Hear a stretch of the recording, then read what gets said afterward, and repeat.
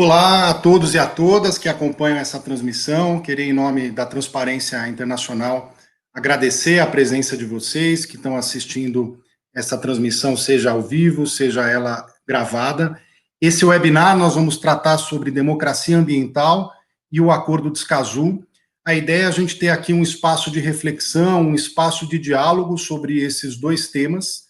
No campo da democracia ambiental, especificamente, fazer uma reflexão tanto dos avanços e desafios que nós tivemos nessas 4 décadas, desde a redemocratização do país, construindo instrumentos de transparência, de participação, de acesso à justiça em temas ambientais, discutir também o momento que a gente vive hoje, bastante desafiador para a democracia brasileira como um todo, mas também para a democracia em temas ambientais, e discutir o Acordo de Escazú, que é um acordo latino-americano e caribenho, que fala justamente sobre participação, acesso à informação, acesso à justiça e proteção de defensores ambientais.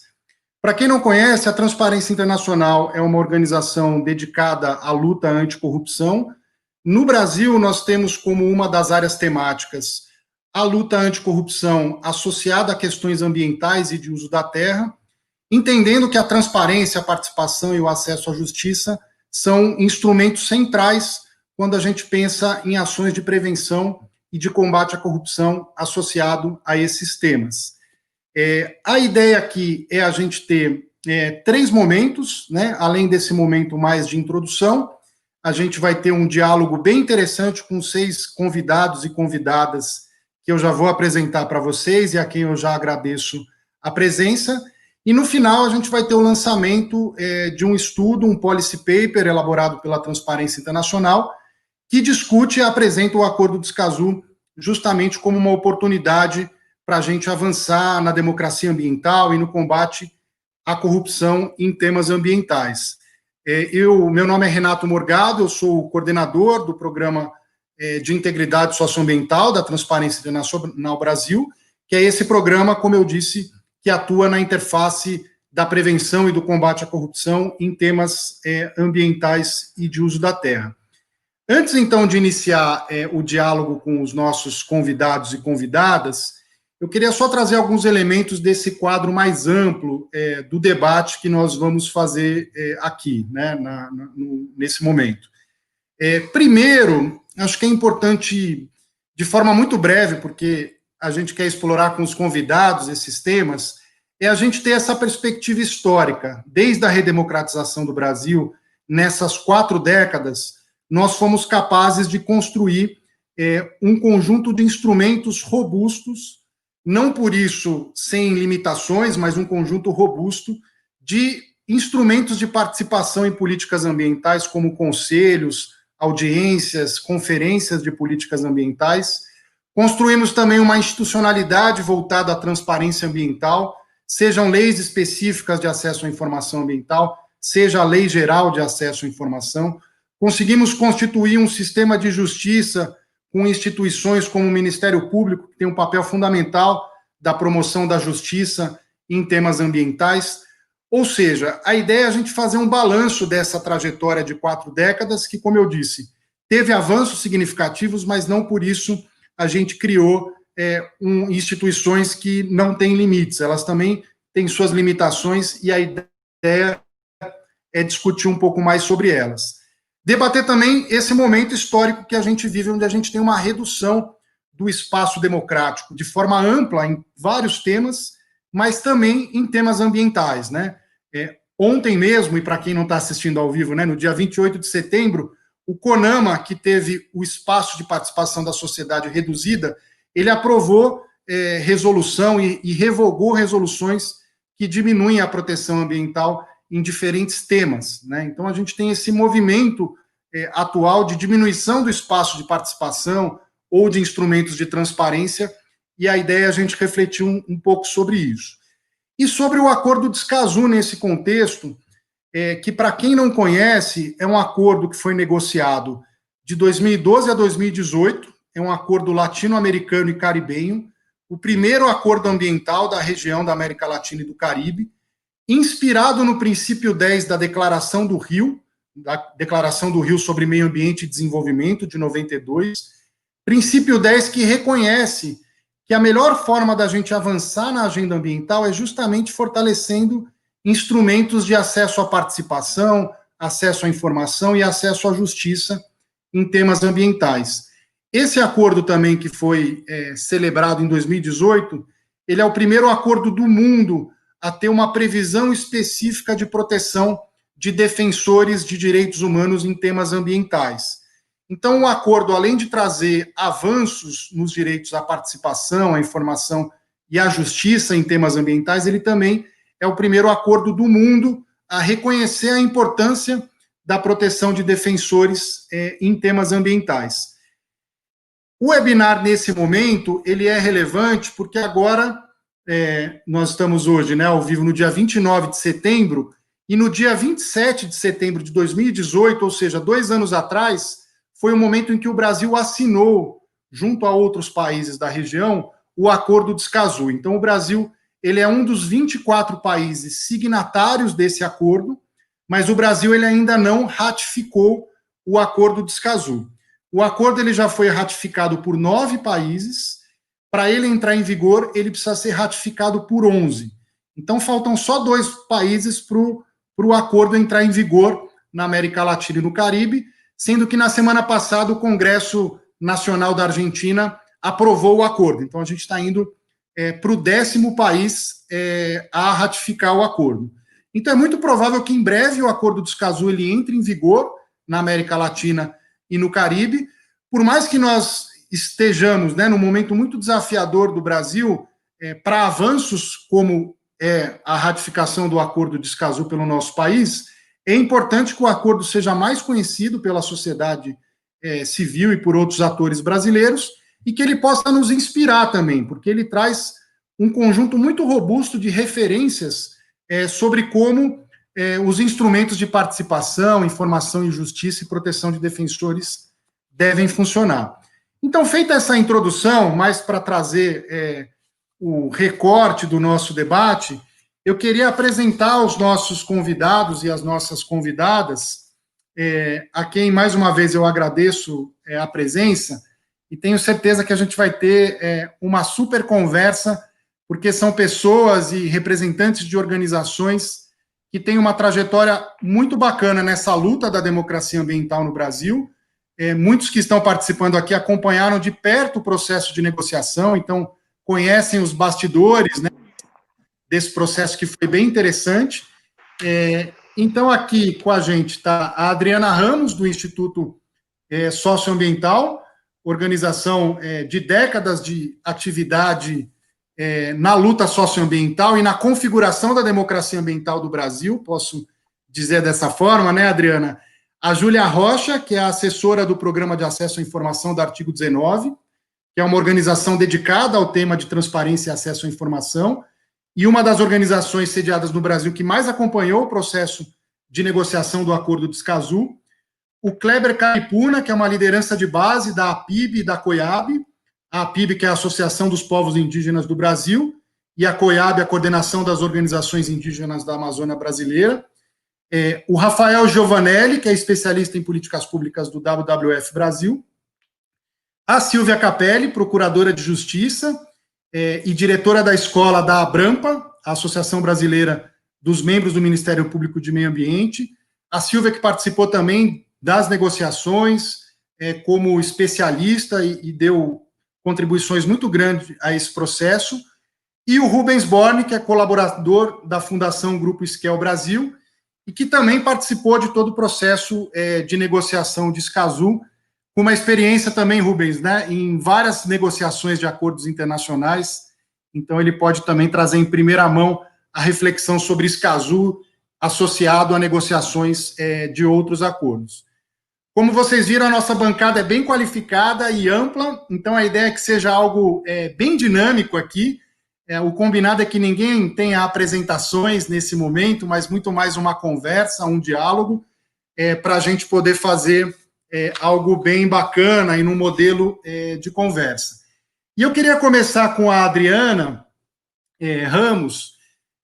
Adriana, um pouco a sua reflexão, né? Você que ajudou a constituir muito das instituições participativas brasileiras por meio do ISA e da sua atuação, que você fizesse um balanço, né? O Brasil é reconhecido, inclusive, no mundo por ter instrumentos de participação como conselhos, comitês, audiências, conferências, e especialmente no campo ambiental, né? Que balanço você faz dessa construção, né? O que a gente avançou, que promessas não foram cumpridas com esses instrumentos de participação, e como que você enxerga o papel desses instrumentos no contexto político atual, que é um contexto de redução desses espaços, né? Então, eu queria começar com você, Adriana, por favor, e obrigado pela presença. Vamos lá. Boa noite, obrigado, Renato, pelo convite. Fico muito feliz de estar nesse grupo aqui. Acho que aqui a gente tem uma bancada, estamos prontos para sair daqui para fazer um trabalho de advocacy juntos. Só gente que está acostumada a fazer essa disputa, né, e representar a sociedade e o interesse público no debate ambiental. Eu acho que eu gosto muito dessa conversa sobre o Acordo de Escazú, porque eu acho que para o Brasil, se a gente tivesse, digamos, levando a nossa lei da Política Nacional do Meio Ambiente, né, de 1981, assim, à risca, nós estaríamos muito preparados para atender os fundamentos e os requisitos, né, do acordo, porque a nossa lei da Política Nacional do Meio Ambiente ela é baseada em transparência, em acesso à informação e em participação. Acho que mais do que eu, Rubinho e Silvia Capelli, que foi minha companheira contemporânea na bancada do CONAMA, né, representando o Instituto Planeta Verde, sabem muito bem do papel que o Conselho Nacional do Meio Ambiente, que esse espaço de participação teve para a gente construir essa legislação e esse conjunto de políticas reconhecido até muito pouco tempo atrás como robusto, né? E dando esse respaldo para o Brasil ser reconhecido como um país com uma política ambiental consistente. Então, a perspectiva de você trabalhar a política ambiental com ampla participação, né, dos diferentes segmentos, ela não só fez o Brasil avançar com políticas inovadoras, porque o processo de negociação ele é muito rico para fazer o resultado final ser mais adequado para os interesses, né, da diversidade de grupos sociais que a gente tem, interesses que a gente tem, mas também porque esse processo participativo ele dá mais legitimidade para a execução das normas, né? Então, acho que o Brasil, a gente teve um espaço de avanço muito grande a partir dessa perspectiva. A interação entre os atores políticos no processo de construção das legislações vai dando conhecimento e maturidade e vai contribuindo para que você tenha legislações mais interessantes, né, e que a efetividade da implementação delas já seja um acordo compartilhado no âmbito de um conselho como o CONAMA, né?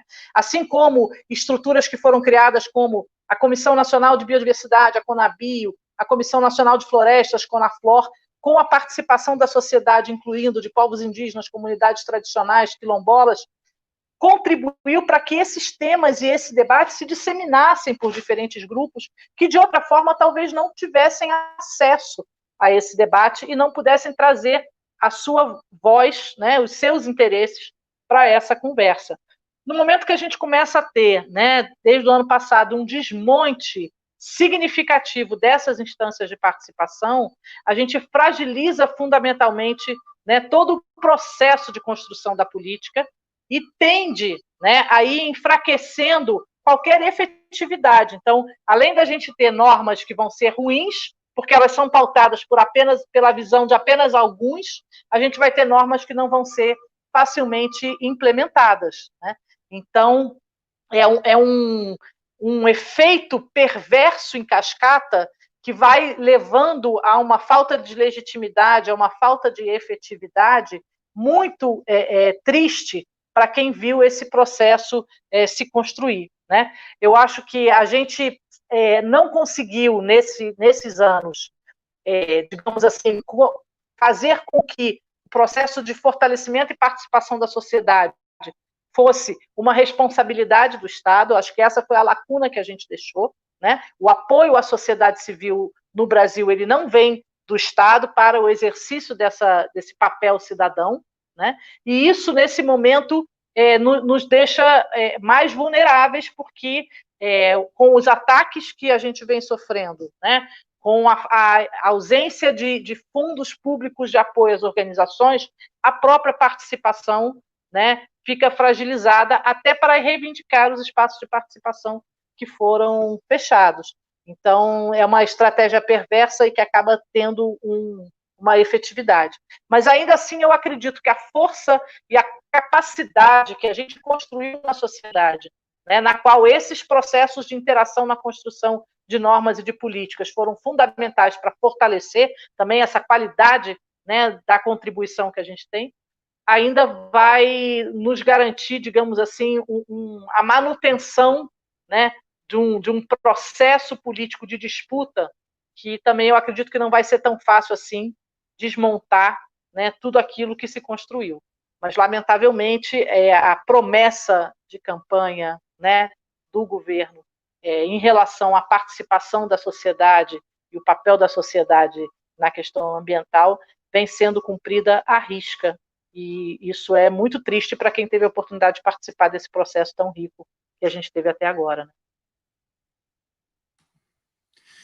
Obrigado, Adriana, pela sua primeira intervenção assim, você falou vários elementos muito interessantes, né? Mas acho que associar também, né, a participação, além de um direito nosso enquanto sociedade de participar, a participação ela gera soluções melhores, né, e com mais capacidade de implementação. Então, quando a gente diminui o espaço de participação, na verdade, a gente desmonta uma dimensão muito importante da própria política pública. Então, acho que essa relação também ela é relevante de ser colocado na mesa. E um outro ponto também é que os conselhos, eles partem de um pressuposto de uma democracia plural, né, onde você reconhece o fato que os vários atores da sociedade, eles têm legitimidade para estar no espaço público debatendo. E quando a gente tem um processo onde esse ideal de democracia plural ele é corroído, automaticamente esses espaços de participação eles acabam perdendo também a sua força, né? Então a gente tem que retomar na sociedade o próprio valor de democracia pluralista, né? Onde independentemente da sua posição e do seu setor representado, você tem legitimidade para participar do debate público, e os conselhos são esses belos fóruns onde você reúne sociedade e governo para debater. E aí eu queria agora transitar para um outro tema importante do Acordo de Escazú e de Democracia Ambiental, que é a transparência e o acesso à informação. E aí convidar você, Júlia, para a conversa. Artigo 19 é uma organização que trabalha nessa agenda, né? E também com o recorte de transparência ambiental. Então, queria te ouvir um pouco sobre o balanço que você faz também sobre avanços e desafios em transparência ambiental no Brasil. Vocês trabalham com pesquisas que colocam luz em transparência em questões como recursos hídricos e saneamento básico, que acho que é uma dimensão do debate que às vezes não está presente, né? E também vocês participaram das negociações. Então, como que você enxerga o Acordo de Escazú como uma referência para impulsionar a transparência ambiental no Brasil? Pergunta simples, né? Minutos, mas tenho certeza que você vai trazer ótimos elementos. Vamos ver se eu consigo responder rápido, né? Gente, boa tarde. Queria agradecer o convite de estar aqui, a Transparência Internacional, principalmente o Renato, que é um parceiro histórico aí da Artigo, né? E muito querido nosso aí, principalmente com relação à implementação do Acordo de Escazú. Eu vou dividir minha fala, então, em alguns pontinhos, já que você também fez assim com a sua pergunta, Renata. Eu queria começar falando que, na verdade, a abordagem da Artigo sobre essa informação é pensar o acesso à informação, às informações públicas, enquanto uma ferramenta para acesso de outros direitos humanos, né? Então, constitucionalmente, na verdade, a própria implementação da lei e da Lei de Transparência Ambiental, elas são fundamentais para se garantir o direito ao meio ambiente sano, né, que inclusive está na nossa Constituição. Eu sei que você falou para eu comentar alguns avanços e desafios, né, mas eu tenho a impressão de que ultimamente a gente tem tido muito mais desafios do que qualquer outra questão, né, e eu prometo que não vou ficar me alongando muito nisso, mas existem formas e formas de você, aliás, existem formas variadas de você ferir o direito de acesso à informação, né? Então, uma delas é não publicar dados proativamente, que é uma coisa que o governo federal faz historicamente, principalmente dentro do Ministério do Meio Ambiente, do MAPA, né? Acho que um exemplo disso é justamente o próprio não cumprimento, o descumprimento do plano de dados abertos, do mapa, se negando a abrir alguns dados que são fundamentais para o controle social em temas ambientais, como, por exemplo, a divulgação da guia de trânsito animal, né, e as informações a ela relacionadas. E também existe a possibilidade de você atacar todas as instituições que compartilham essas informações, né?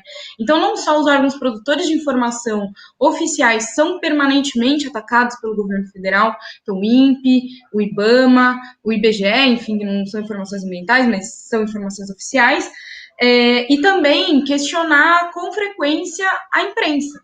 Né? Então, colocar a culpa das queimadas e da má reputação que isso traz para o Brasil no cenário internacional sobre as organizações que aqui trabalham, muitas vezes trabalham enfrentando, né, esse descaso com o meio ambiente do governo federal, mas também que denunciam isso. Né? Então, só para trazer assim, que em suma eu diria que na verdade a gente não cumpre pré-requisitos fundamentais de transparência ambiental, né? A gente, na verdade, o que a gente vê é um ferimento reiterado à lei de acesso à informação e à lei de acesso à informação ambiental. Eu queria trazer, então, como exemplo, na verdade, alguns trabalhos que o artigo tem feito com transparência hídrica, né? Conforme você me pediu. Eu vou trazer 3 trabalhos principais, na verdade. O primeiro deles é o nosso primeiro trabalho mesmo, assim, quando a gente começou a, de fato, abordar essa questão, que foi uma pesquisa feita durante o período de crise hídrica em São Paulo, em 2014, né? Eu acho que até nesses cenários acho que são permitidos alguns trocadilhos, né? Então, na verdade, o que a gente percebeu com essa pesquisa é que existe uma escassez não só de água, mas também de informações sobre o que estava acontecendo naquela época, né? Então, enquanto muitas residências não estavam recebendo abastecimento direto, né? Abastecimento correto, as autoridades públicas estavam ocupadas negando a existência de uma crise hídrica, né? E as pessoas que viviam a crise hídrica sabiam que ela de fato estava acontecendo. Então, uma série de informações deixaram de ser compartilhadas com o público, que eram, inclusive, informações fundamentais para que se compreendesse o que estava acontecendo. Então, questões relacionadas à qualidade da água que estava sendo oferecida, da possibilidade de racionamento, das interrupções de abastecimento, né? E dos planos de enfrentamento à crise. Isso é uma coisa que acontece muito. Então, muito se diz na mídia, na imprensa, de que ações estão sendo tomadas, mas não se sabe quais são essas ações, né? Acho que, principalmente em termos orçamentários, essa opacidade ou intransparência, ela é mais evidente, né? Então, nessa primeira pesquisa, a gente percebeu que é necessário, então, que as companhias de água e as autoridades competentes pela provisão desse serviço atuem com mais transparência, né?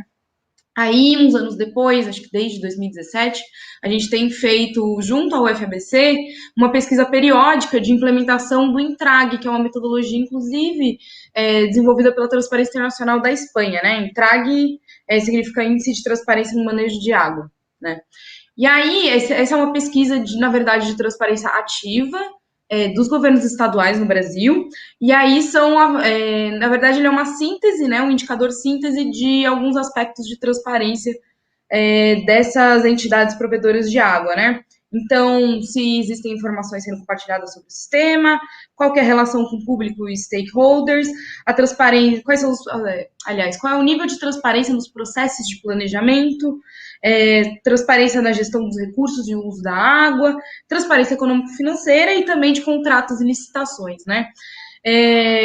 Para não me alongar mais ainda, esse índice calculado é baixíssimo no Brasil, né? Ele é um índice que, ao final, enfim, é um gradiente de 0 a 100, mas a pontuação mais alta do estado de Minas Gerais, que é de 68% do cumprimento dos requisitos, né? Inclusive, tem vários estados que cumprem o mínimo, ou não cumprem o mínimo. É o caso do Rio Grande do Norte, que tirou 0, né, nessa pesquisa. E isso mostra que, na verdade, ou não existem os dados, né? Ou falta um sistema de informações sobre recursos hídricos que seja mais intuitivo, mais interessante e tal, ou então que, na verdade, essa é uma agenda completamente marginalizada, né? Acho que, conforme você mesmo falou, até mesmo no debate sobre transparência ambiental, esse é um aspecto que muitas vezes é deixado de lado, né? A transparência hídrica. E aí eu queria, na verdade, pular para uma pesquisa que a gente está fazendo agora, que, enfim, eu não consigo compartilhar resultados muito estruturados sobre ela, porque, de fato, ela ainda não foi divulgada.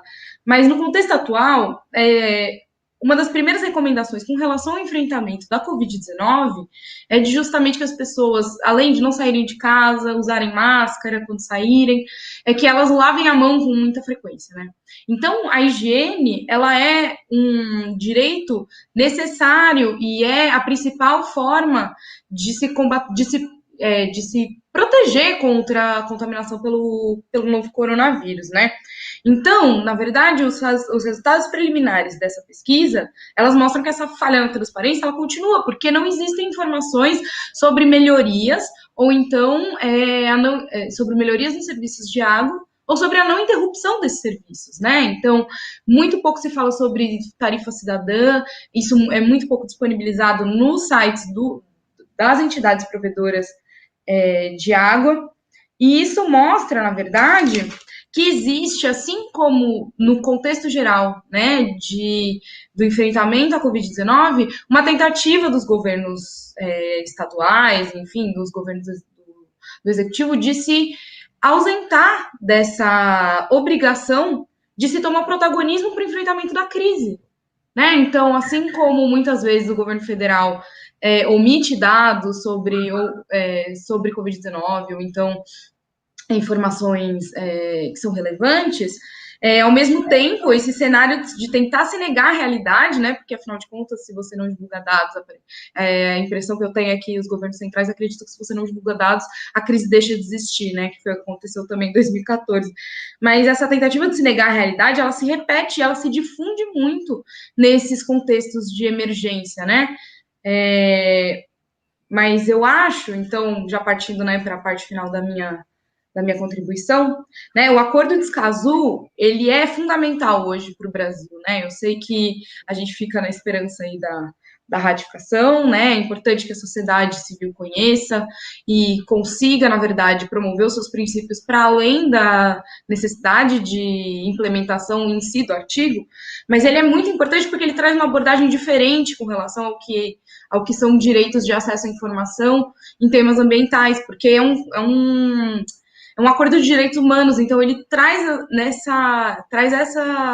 esse princípio enquanto central para ele, né? Então, ele equipara, enquanto direitos humanos, não só o direito de acesso à informação ambiental, mas também a participação pública, o acesso à justiça em temas ambientais e também de fortalecimento de capacidades, né? Eu acho que é muito importante que no Brasil isso já está sendo um pouco revertido, né? Acho que aqui agora já se enxergam ativistas ambientais enquanto ativistas de direitos humanos, inclusive eles estão dentro do programa de proteção a defensores de direitos humanos, e eu acho que, na verdade, esse é o principal aspecto, assim, do artigo, do acordo, e aí eu já termino a minha fala aqui, obrigada.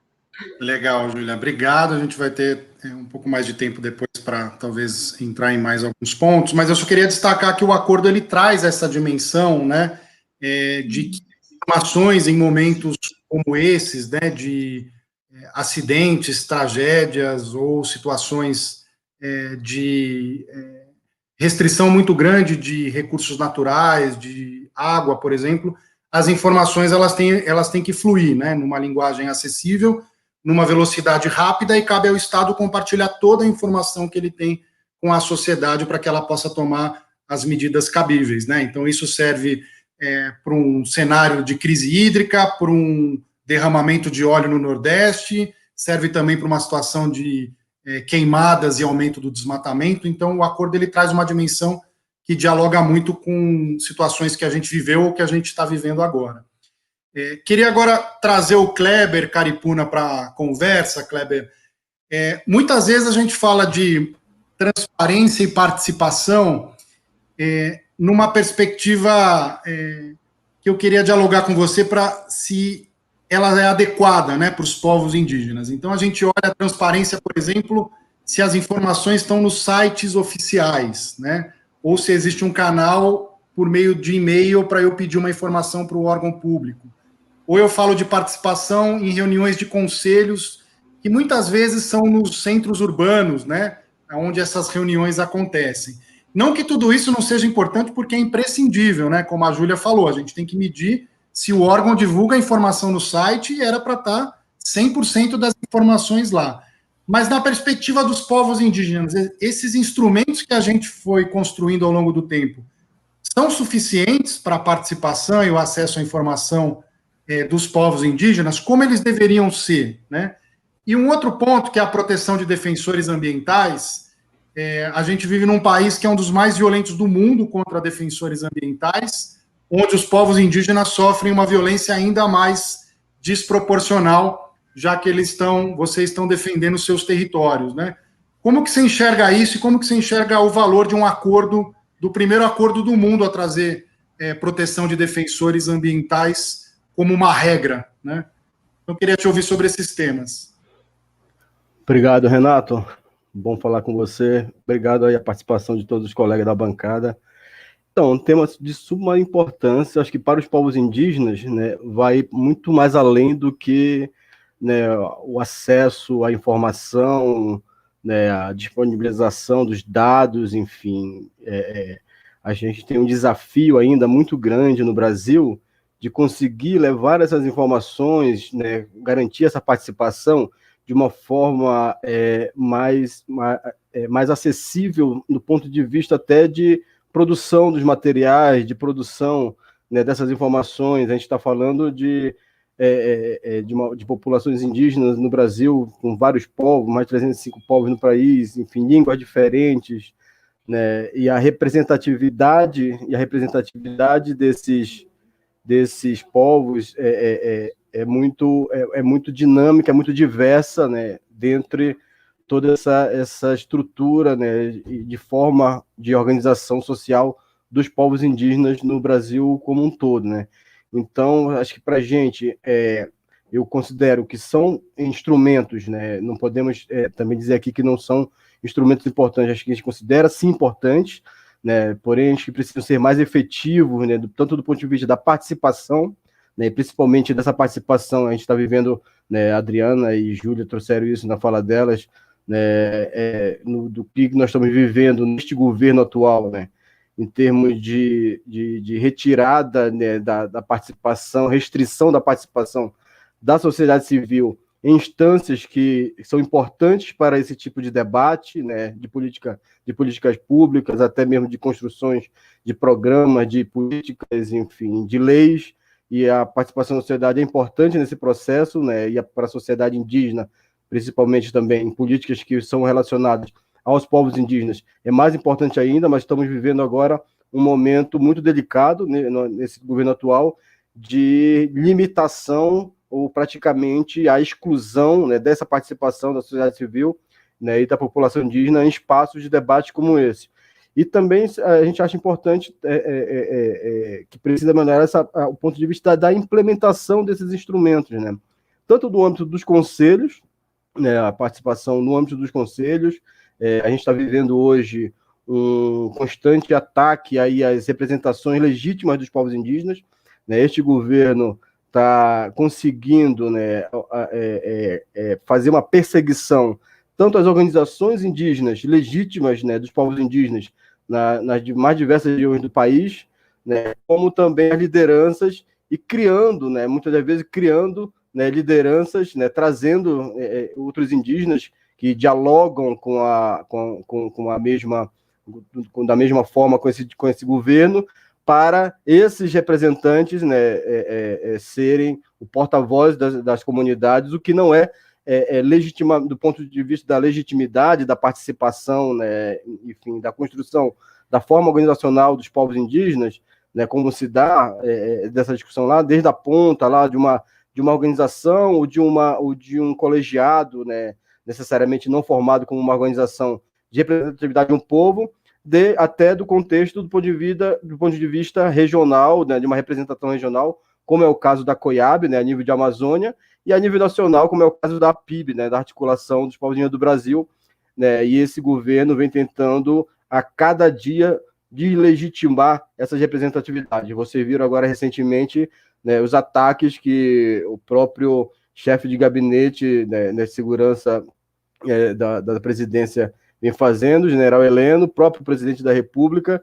né, e outros membros desse governo, né, em ataques direto à PIB, a lideranças como Sônia Guajajara, enfim, e as outras lideranças que compõem a PIB, as suas organizações regionais de base, né? Então, isso já é um indicativo de que, nesse período agora, vamos viver sérios problemas de participação, de consulta, de envolvimento da sociedade, dos povos indígenas, principalmente, nesses debates, nesses espaços de construção, né, que é o que a gente sempre almejou, sempre lutou para ter esse envolvimento. A gente viu isso muito, por exemplo, essa questão dos dados, né, da disponibilização dos dados.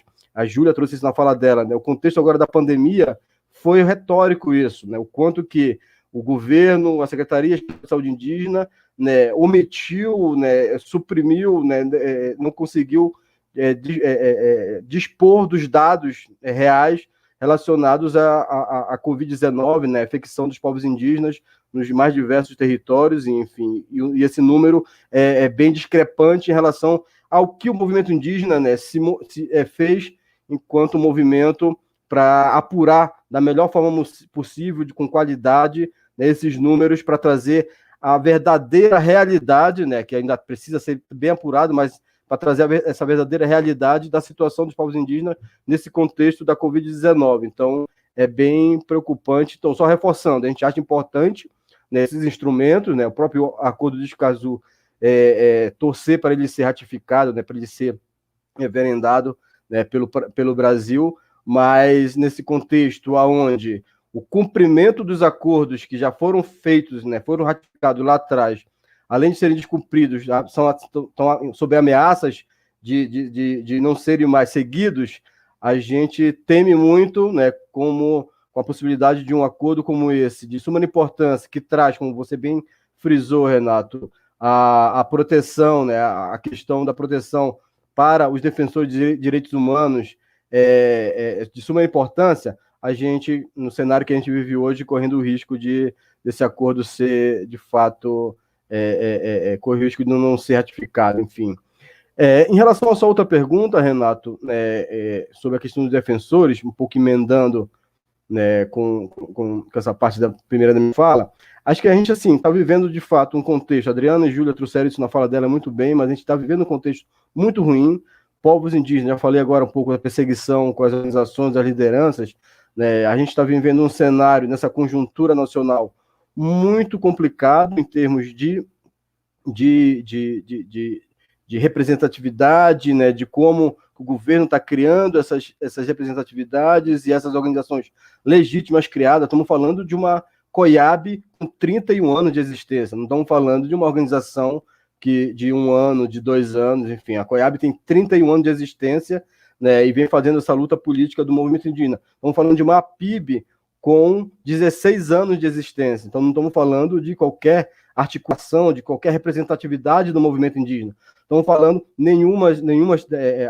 aqui temos instituições também com esse número de anos de criação, e em relação aos povos indígenas, estamos falando de organizações indígenas que surgiram de agora, né? Estão num processo aí de luta, de fortalecimento, e num contexto como esse, aonde, né, o que já era uma ameaça em relação aos povos indígenas, a supressão dos seus direitos, né, a supressão de políticas públicas para os povos indígenas, já era uma ameaça, e cresce mais ainda nesse contexto deste governo, a gente, de fato, só reforça, a gente não, o Estado brasileiro, né, só reforça o quanto que contribuiu para esse papel, né, dessa perseguição, né, aos defensores humanos, aos defensores de direitos ambientais, enfim, aos defensores dos povos indígenas, né, e aos próprios povos indígenas, e a gente, de fato, vive hoje num contexto de muito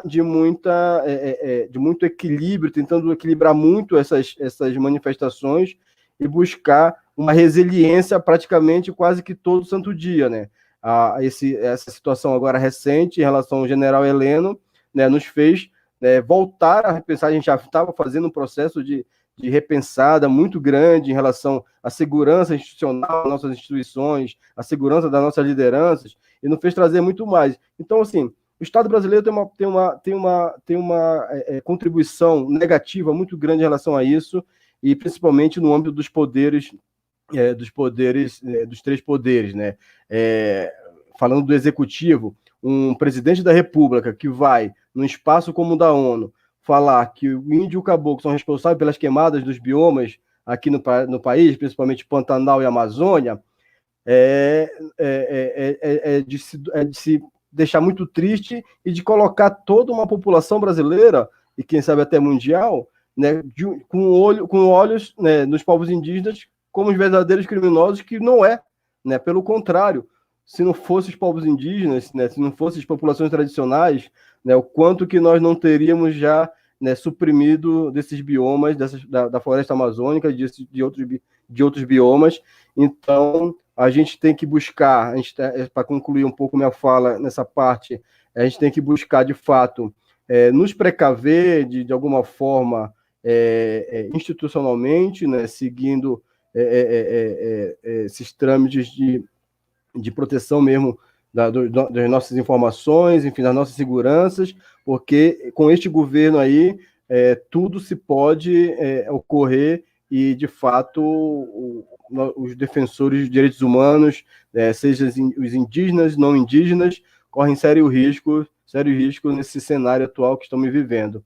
E aí concluo minha contribuição nessa primeira parte, amigo. Obrigado, Kleber. De fato, vivemos uma esquina da história muito complexa, né? Porque a gente está discutindo aqui a possibilidade de expansão de direitos, né? Na perspectiva de um reconhecimento de mais direitos pelo Estado brasileiro, ao mesmo tempo em que a gente tem altas autoridades da República como porta-vozes das ameaças aos povos que a República, né, o Estado deveria proteger. Então, de fato, vivemos num momento muito, muito complexo, mas muito obrigado pela sua contribuição e seguimos aqui. Então, eu queria convidar o Rafael para participar da conversa e tentar trazer mais elementos do contexto atual. Rafael, a gente tem assistido estarrecidos, né, o aumento do desmatamento e das queimadas nos biomas brasileiros, nós brasileiros assistindo isso, mas a comunidade internacional também com os olhos para o Brasil. E aí eu queria que você comentasse um pouco como que você enxerga a importância do acesso à informação, à participação, à justiça e à proteção de defensores, para a gente ter uma governança ambiental capaz de reverter cenários como esse e capaz também de fazer com que cenários como esse não se repitam, né? Então, como que você faria a conexão desses direitos de acesso ao contexto atual de aumento de desmatamento e queimadas?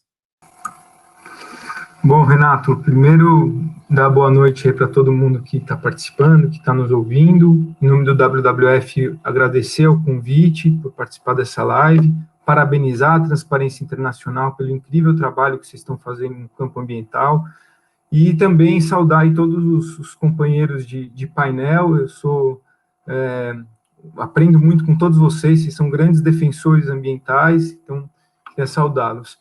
Renato, eu acho que essa questão que você coloca, ela é de primeira ordem, ela é super importante, super complexa também, eu vou tentar ser breve. Em primeiro lugar, eu gostaria de ressaltar a importância do Acordo de Escazú para a manutenção e para o fortalecimento da democracia ambiental no nosso continente, né? Esse acordo ele é o primeiro instrumento internacional a disciplinar de forma vinculante os direitos de acesso à informação, transparência, acesso à justiça e proteção dos defensores ambientais, né, na América Latina e no Caribe. E mais do que isso, ele tem o objetivo de garantir a implementação plena e efetiva desses direitos, né? Com isso, ele estabelece deveres irrenunciáveis aos Estados, parte, e direitos fundamentais para os cidadãos. Deveres aos Estados, parte, independente do governo de plantão, da conjuntura política que eventualmente coloque no poder pessoas contrárias à participação democrática, né? E esse objetivo, né, de implementação plena e efetiva desses direitos, aliás, está escrito no artigo 1º do acordo, daí a sua extrema relevância de um ponto de vista jurídico, né? E outro ponto que eu gostaria de destacar também, antes de entrar nessa questão mais específica que você me colocou, Renato, é a relação entre a legitimidade dos regimes políticos e a efetividade das políticas públicas, né? Nesse começo de século XXI, a gente tem observado aí em vários países a emergência de diversos movimentos de questionamento da democracia representativa clássica, né? Esse modelo em que o cidadão delega a sua vocação, o seu poder político a um representante eleito, que passa a atuar diante das instituições oficiais com um mandato, mas muitas vezes sem diálogo com os seus eleitores, com as pessoas que ele representa, né? Suas bases. Nesses movimentos de questionamento da democracia representativa, inclusive a gente poderia citar as jornadas de 2013, né? As pessoas elas foram às ruas para exigir mais participação na vida pública, né? Para que o modelo democrático fosse aprimorado, para ver mais participação dos cidadãos nos processos de tomada de decisão, e não menos, né? Para ver mais informação disponível sobre os interesses que estão em jogo nas decisões públicas, né? Isso é fundamental, porque o que aprimora as decisões públicas é o escrutínio da cidadania, é o debate informado a partir de vários pontos de vista, em última análise, é a composição dos vários interesses que estão presentes na sociedade, né? Segundo o PNUMA, num relatório que eu gosto muito, eu sempre cito, chamado Estado Democrático de Direito Ambiental, segundo o PNUMA, a participação social em decisões que envolvem o meio ambiente, ela melhora as condições para a autoridade pública decidir, ela melhora a implementação posterior da decisão pública, ela confere meios para evitar ou para resolver conflitos que poderiam se tornar muito graves e de muito difícil solução no futuro, se não houvesse a participação em momentos anteriores. A participação ela também pode diminuir para o desrespeito posterior à decisão tomada. Ou seja, segundo esse relatório do PNUMA, a participação informada da cidadania nos processos de tomada de decisão torna as políticas públicas mais eficazes e mais efetivas, e, consequentemente, essa participação leva a uma legitimidade do regime político da decisão pública, né?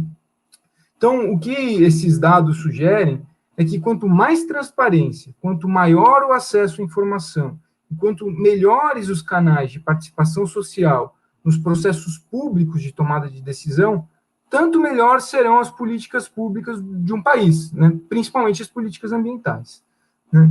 Infelizmente, o que a gente está vivendo no Brasil hoje, eu acho que os colegas que me precederam, Adriana, Júlio, Kleber, colocaram muito bem, é um grave enfraquecimento das políticas ambientais, principalmente as políticas de combate ao desmatamento. Não apenas, mas principalmente.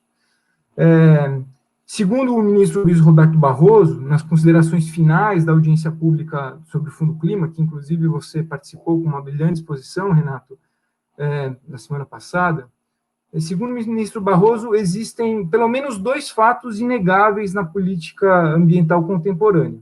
O primeiro é que o desmatamento ilegal e as queimadas por ação humana cresceram exponencialmente nos anos de 2019 e 2020. E o segundo fato inegável é que houve uma redução significativa na fiscalização e no número de autuações para combater o desmatamento, né?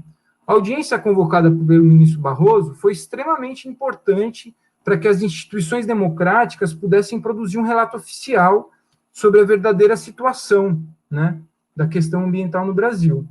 Mas não deixa de ser curioso que o Supremo Tribunal Federal tenha precisado convocar uma audiência pública com a participação das principais autoridades, dos principais especialistas do país nas questões ambientais, para que a gente pudesse produzir um diagnóstico preciso sobre a nossa situação, né? Lembrando que um diagnóstico preciso, com informações consistentes, é o primeiro passo para que a gente possa superar qualquer desafio da nossa vida pública e, principalmente, para que a gente possa produzir boas políticas, inclusive políticas de combate ao desmatamento, né? E, inclusive, é interessante que, para aprofundar esse diagnóstico sobre as causas do aumento do desmatamento, sobre o que fazer para conter o desmatamento, o STF tem convocado mais 2 audiências públicas pela ministra Rosa Weber, que vão acontecer agora em outubro, especificamente sobre o funcionamento do Fundo Amazônia, né, que é um fundo que, como vocês sabem muito bem, tem o objetivo de fomentar ações de prevenção, de combate, em resumo, ao desmatamento.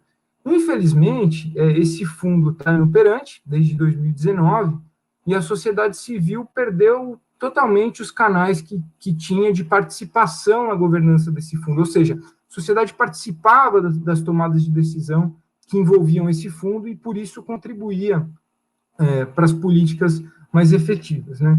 Então, já caminhando aqui para a conclusão, Renato, eu acho que para a gente superar esse grave quadro de retração da nossa política ambiental, que está gerando, né, esse gravíssimo quadro de degradação, a gente precisa de mais informação e de mais participação social. É isso que vai garantir a retomada de políticas públicas efetivas que combatam o desmatamento de modo eficaz. Nós precisamos também de pleno acesso à justiça e de defesa das defensoras e dos defensores ambientais. Acho que o Kleber tocou bem nesse ponto.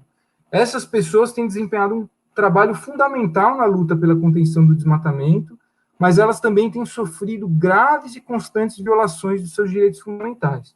O Brasil, infelizmente, lidera os rankings de violação de direitos de defensores ambientais, e a América Latina tem uma média de 4 assassinatos de defensores por semana. Essa questão é central para a nossa região, para o nosso país, e o Acordo de Escazú traz contribuições importantíssimas para enfrentar essa questão.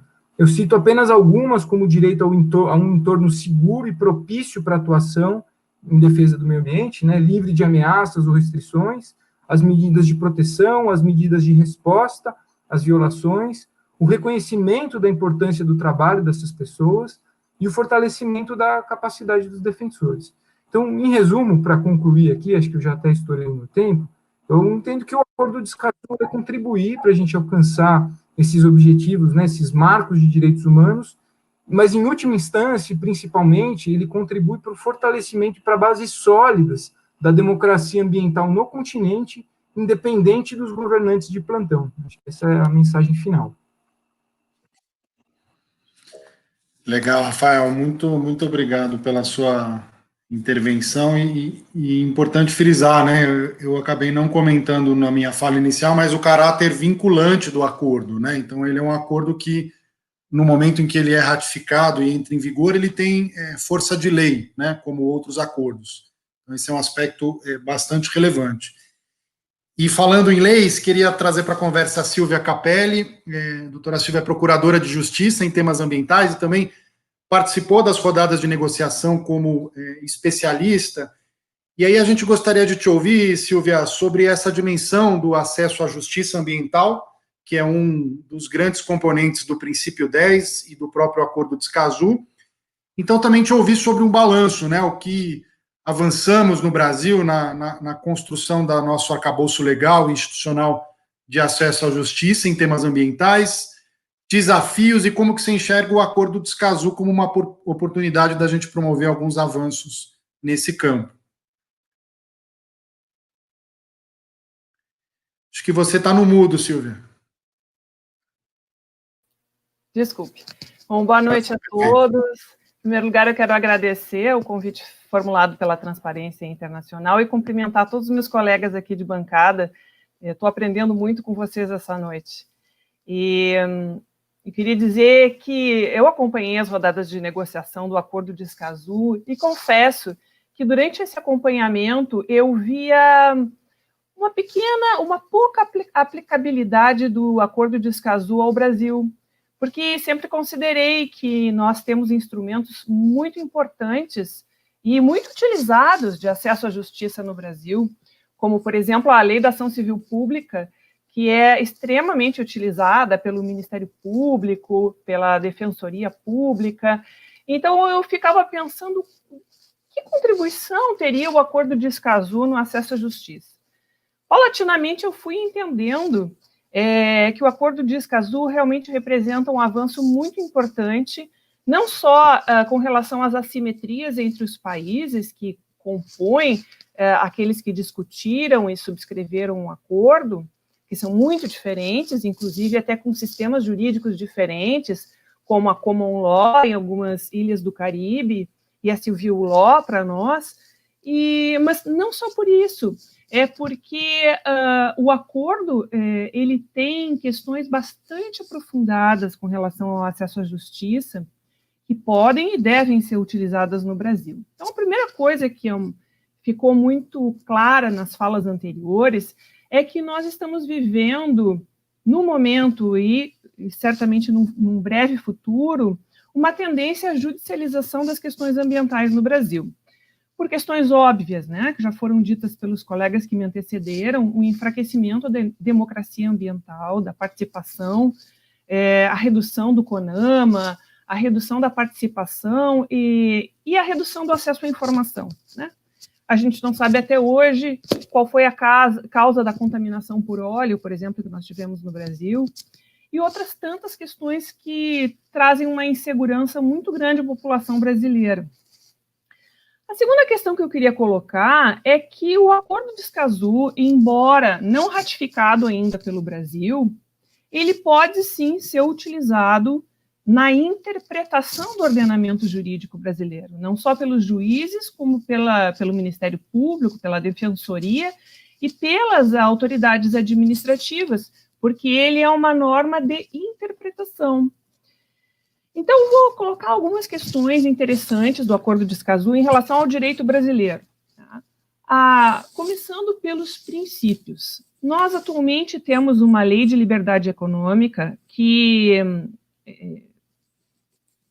percebe-se a tentativa de impedir que os juízes utilizem-se dos princípios para fundamentar as suas decisões. O Acordo de Escazú, ele é muito rico em princípios, inclusive ele acresce princípios que nós não temos no Brasil. No artigo 3º, ele traz explicitamente o princípio da vedação de retrocesso, o princípio da progressividade, o princípio da prevenção, que é um princípio muito utilizado no direito ambiental, o da precaução, o da equidade intergeracional e o da máxima publicidade, além do pro persona. Cada vez é mais importante a presença e a interpretação dos princípios, a utilização dos princípios como fundamentação das decisões. Por quê? Porque eles ampliam enormemente a utilização do direito ambiental, especialmente nessa tendência hoje, que nós temos, que é uma tendência de restringir a aplicação da legislação e a utilização dos princípios. E a gente não pode esquecer que, mesmo que haja essa tentativa de reduzir a aplicação dos princípios, nós vamos sempre ter o artigo 5º da Lei de Introdução ao Código Civil, que é muito claro, que diz que na aplicação da lei o juiz atenderá aos fins sociais a que ela se dirige e às exigências do bem comum. Então, por mais que haja tentativas de restrição, de aplicação de princípios de prevenção do dano ambiental e de facilitação da participação e do acesso à justiça, nós sempre vamos ter esse artigo da Lei de Introdução que diz que as decisões judiciais devem atingir aos fins sociais e às exigências do bem comum. E é evidente que as exigências do bem comum têm tudo a ver com a proteção de um bem que pertence a todos, né? Que é um direito difuso, é um direito de todos os cidadãos brasileiros a ter um meio ambiente ecologicamente equilibrado, como diz a nossa Constituição Federal. Uma outra questão bem interessante e nova para nós é a questão da prova de interesse público, que está prevista lá na parte de acesso à informação do Acordo de Escazú, que dá critérios para a ponderação entre reter uma informação ou liberar uma informação. E esses critérios de ponderação, o Acordo de Escazú diz que são os critérios da idoneidade, da necessidade e da proporcionalidade. Então, o que está fazendo o Acordo de Escazú aí? Ele está limitando a discricionariedade administrativa na justificação ou na decisão entre reter uma informação e liberá-la ao público. Então, isso é muito interessante, a gente não tem essa prova de interesse público no direito brasileiro. Outra questão muito importante no que se refere à participação pública é a questão da previsão da participação do público nas etapas iniciais do processo de decisão. Isso é muito importante para nós, porque normalmente nós conhecemos a participação do público nas audiências públicas nos estudos de impacto ambiental. E uma das grandes críticas que se faz à participação do público nas audiências públicas é que ela se dá num momento muito posterior à tomada de decisão política. Portanto, as manifestações nas audiências públicas, elas não influenciam no processo decisório. Então, quando o Acordo de Escazú fala que a participação do público vai se dar nas etapas iniciais do processo decisório, isso fortalece muito a posição, a participação do público. Outra questão importante é que nós conhecemos a participação do público no Brasil, como eu disse, nas audiências públicas dos estudos de impacto ambiental. Mas o Acordo de Escazú amplia bastante essa participação, prevendo que ela se dê em planos, programas, normas e regulamentos. A Adriana Ramos falou disso, né? A competência normativa do CONAMA que está se perdendo, não só pela redução dos seus participantes, como também pelo engessamento do CONAMA por parte do Estado, né? Então, essa ampliação da participação é muito importante e ela vem expressa no Acordo de Escazú.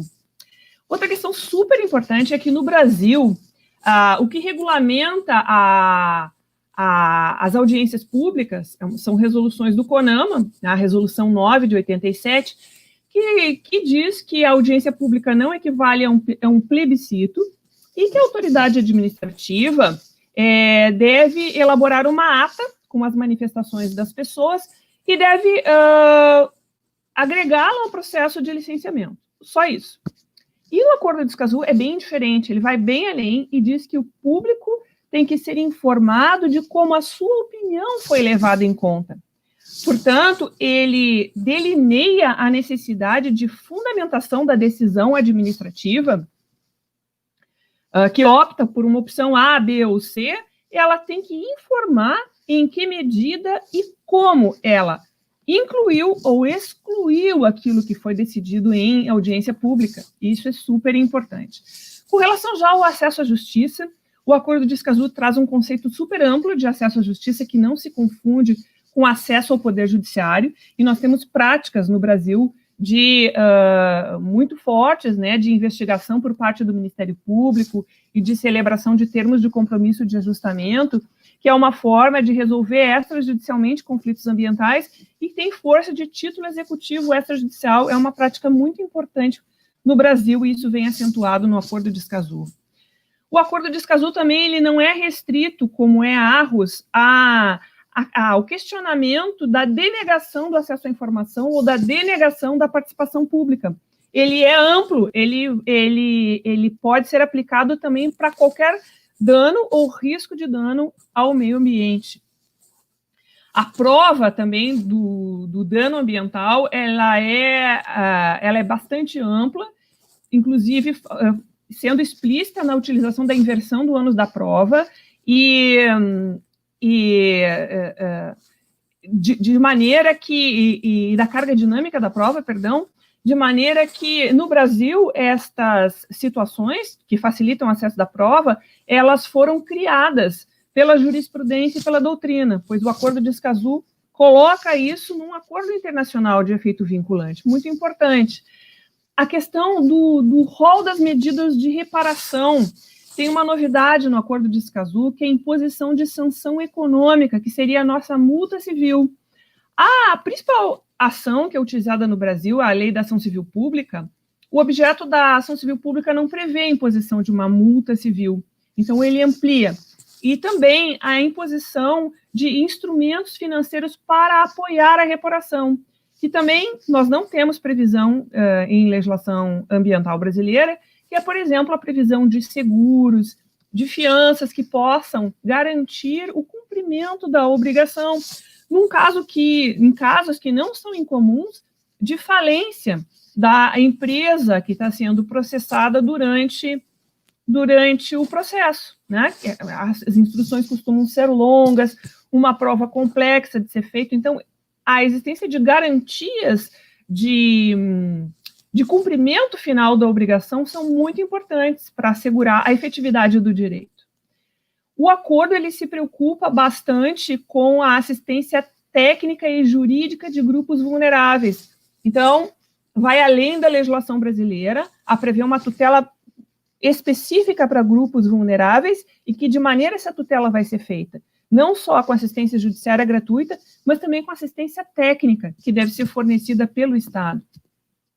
E, finalmente, a previsão de mecanismos alternativos de solução de controvérsias, que é algo que o Código de Processo Civil atual vem fomentando, né, chamado processo estrutural, e que também já é previsto no Acordo de Escazú, como, por exemplo, a mediação, a conciliação, e no Brasil, por exemplo, os termos de compromisso de ajustamento de conduta.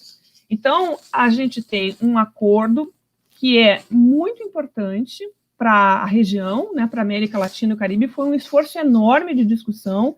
Esse acordo foi discutido com a participação simultânea da sociedade civil, que poderia ter, e teve em muitos momentos, suas proposições no momento da discussão, desde que acolhidas por um representante de um país, poderiam ser incluídas nessa discussão, e foram em muitas questões. E nós tivemos aí muitas organizações da sociedade civil que tiveram uma participação fundamental na produção desse documento, que é um documento, que é um acordo extremamente progressista.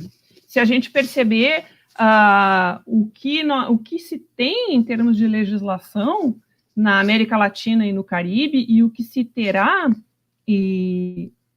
é realmente um progresso muito grande. E é isso aí. Esperamos, né, que o Acordo de Escazú tenha seguimento no Brasil, que vá ser ratificado, mas também salientamos a possibilidade dele ser utilizado como norma interpretativa desde já. Obrigada. Excelente, Silvia, muito obrigado, e pontuou de forma incrível, né, os vários aspectos do acordo que promovem avanços em relação ao que a gente tem no Brasil, e essa dimensão de que o acordo já pode ser utilizado, né, mesmo que não ratificado e não em vigor, mas para interpretar o direito brasileiro, é algo extremamente relevante. E eu quero pegar esse ponto e também a dimensão que você trouxe da participação da sociedade na construção do acordo, para convidar o Rubens.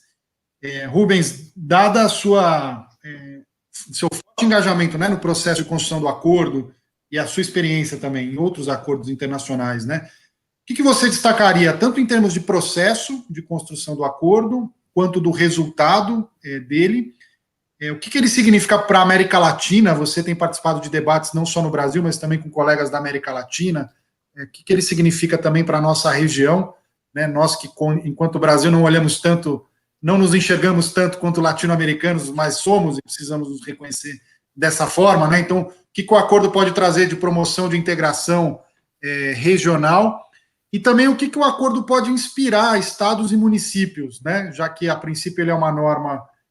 ele se torna uma norma federal, mas enquanto ele também não é ratificado, não entra em vigor, ele pode ser utilizado como referência para processos estaduais e municipais. Eu queria te ouvir um pouco sobre essas questões. Olá, Renato, olá, colegas, é um prazer estar com todos vocês, parceiros, organizações parceiras de longa data, o ISA, Artigo 19, a PIB, COIAB, a BRAMPA, WWF. A vantagem de falar por último é que boa parte daquilo que eu tinha preparado já foi exposto de forma brilhante, então fica mais fácil agregar alguns comentários, por mais que eventualmente eu repita algum aspecto já mencionado. Eu queria... a tua questão coloca dois aspectos, o aspecto regional, e no aspecto regional me parece que o Acordo de Escazú vai nos propiciar, embora, como a Silvia comentou, alguns países da América Central e do Caribe têm um sistema jurídico do common law diferente do nosso sistema, mas nós temos biomas compartilhados entre vários lados de fronteiras. Quer dizer, se a gente pensar Bolívia, Brasil e Paraguai, nós temos a área que aqui nós chamamos de pântano, mas as wetlands, nós temos indígenas de mesma etnia em vários lados de fronteira, e, portanto, eu acho que o acordo, especialmente quando pensa nos artigos lá 10 e 11, que falam de cooperação, e de fortalecimento de capacidades, nos permitirá uma aproximação entre as agências ambientais desses países na perspectiva de direitos humanos e de gestão sustentável e conservação dos bens e serviços ecossistêmicos, podendo, portanto, melhorar a qualidade ambiental regional.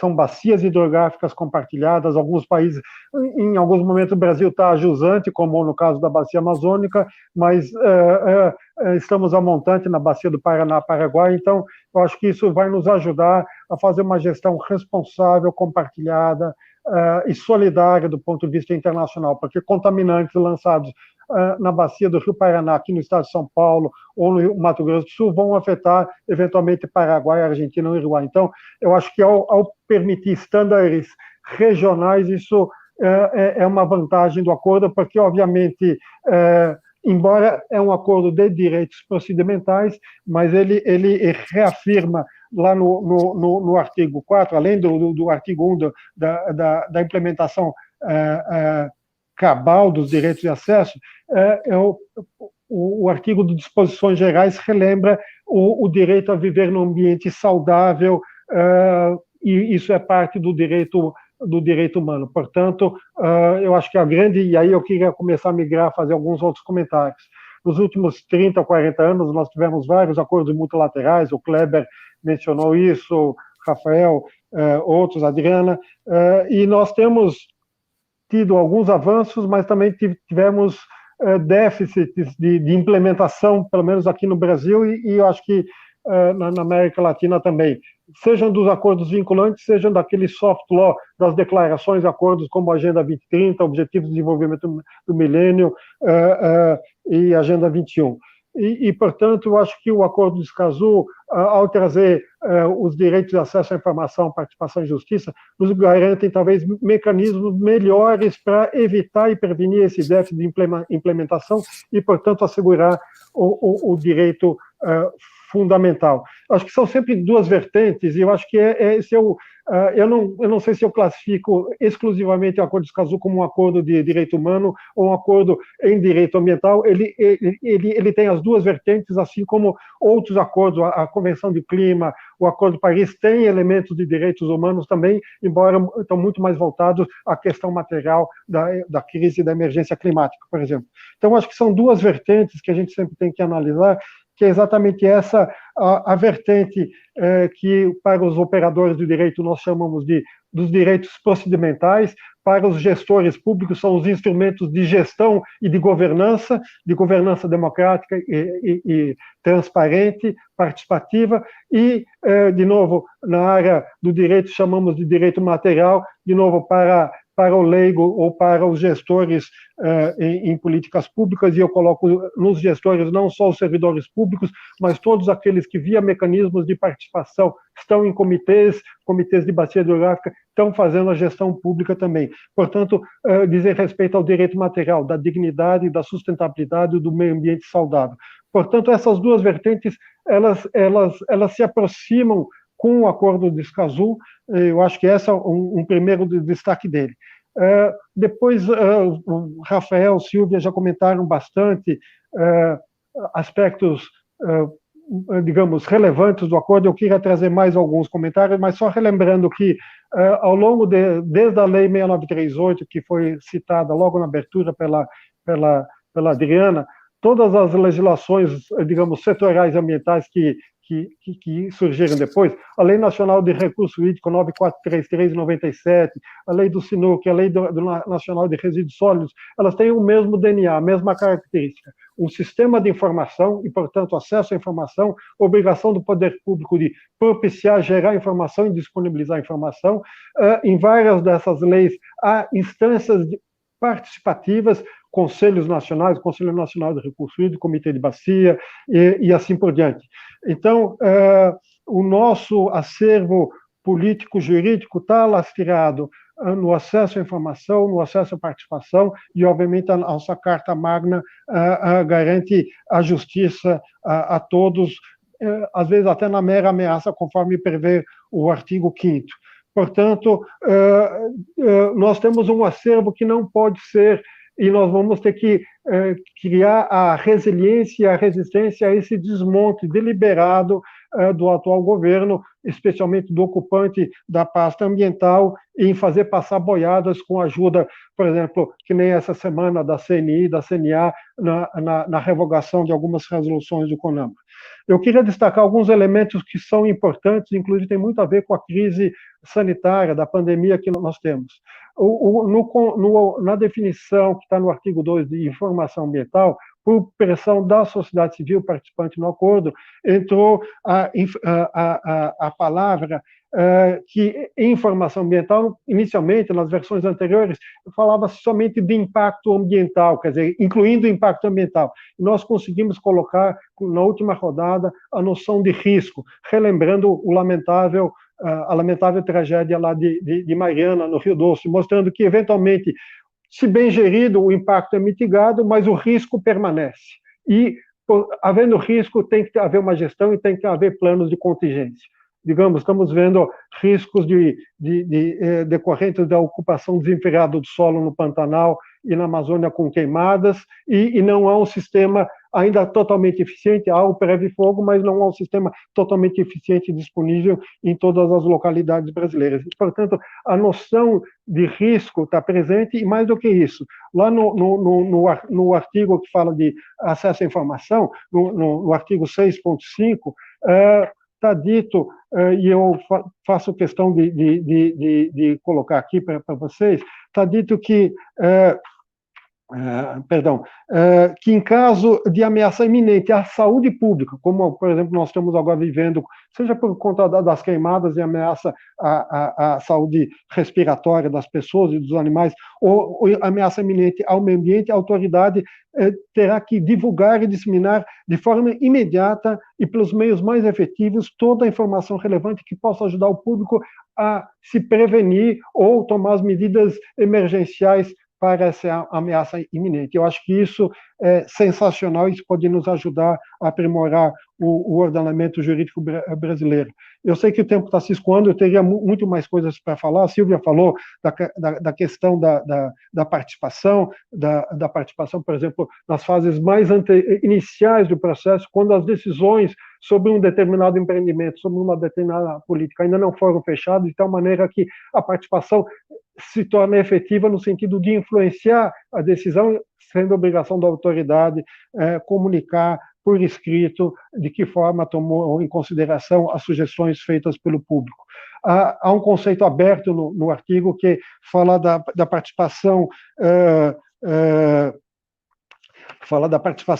como é que é o termo? Deixa eu me pegar aqui agora, ativa fala da plena participação, está no 7.1, aberta e inclusiva. Então, não é somente em comitês, instâncias, mas os vários mecanismos de participação, consultas públicas, audiências públicas, têm que ser executados de forma a honrar essa questão aberta e inclusiva. A Silvia comentou dos princípios, na minha visão de engenheiro também, os princípios são os alicerces da nossa estrutura, eles têm que estar refletidos em toda a sustentação estrutural que se faz do ordenamento jurídico, e aí é importante, e que eu saiba, é o primeiro acordo multilateral na região. O Acordo de Paris não coloca por escrito o princípio de vedação de retrocesso e da progressividade, embora eles são já reconhecidos pela jurisprudência. Mas eu queria citar mais dois aspectos, e com isso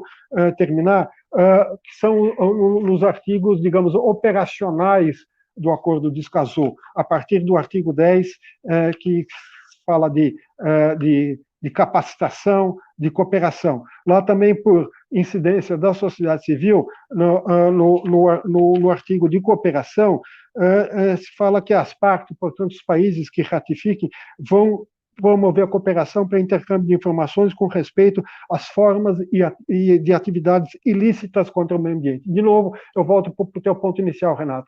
Numa região como a América Latina, onde nós temos biomas compartilhados, etnias vivendo em vários lados da fronteira, e, portanto, os riscos, os impactos e as ameaças à saúde pública e ao meio ambiente convivendo, às vezes por um ato gerado num país incidindo em outro, nós vamos ter que melhorar os sistemas de cooperação. Eu sei que o Ministério Público Federal tem cooperado com órgãos equivalentes em outros países, mas me parece que nós teremos que também os órgãos do Executivo, e por que não dizer em municípios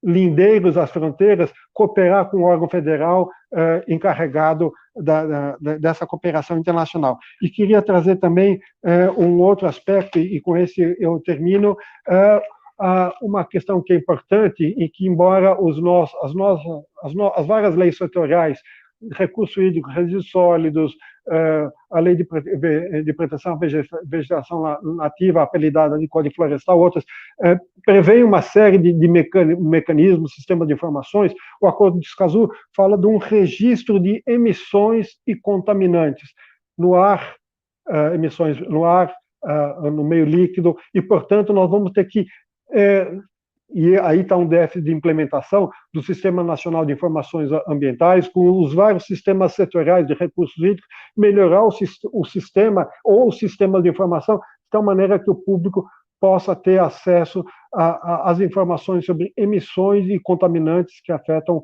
a sua saúde e colocam em risco o ambiente. Com isso eu quero terminar e agradeço mais uma vez em nome da Fundação Esquel a possibilidade de estar compartilhando algumas ideias.